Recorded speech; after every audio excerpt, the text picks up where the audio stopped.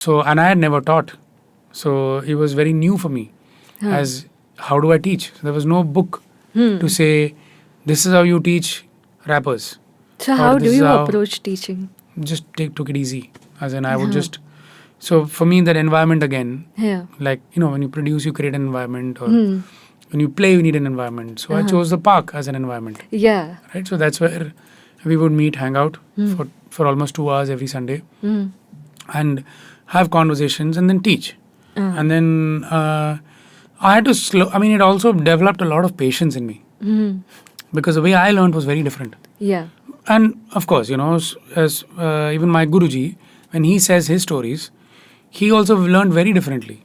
Yeah. But in all this, the only common thread was patience Yeah. from the teacher. Just went exponentially higher Yeah. because the student's patience went down. Right. So Yeah. somebody had to cover up. Like my teacher, he learned in the Guru Shishya Parampara where he would hang out with his Guruji. Yeah. And, it's not like, Saturday, 1 p.m. You would get to learn one of the days when you don't know.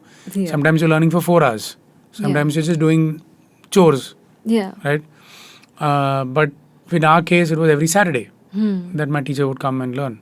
And teach us. But we had to be on top of that every Saturday thing. Yeah. Where we had to make sure that we've come back not saying, aaj time nahi mila, I couldn't do it, I had fever. Homework. I had homework. None of that. We had to just play, and there my sir used to make sure that only if he said it right, he would allow us to play it. So that's where this habit of saying the Konnakol right started.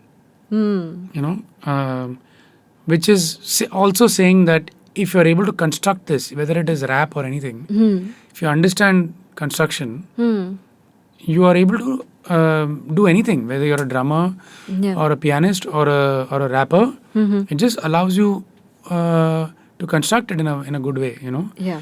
And somewhere I think that combination of knowing what is construction and knowing what's abstract is very important. You don't choose abstract because it's convenient. Yeah. Of course. And say I'll do anything.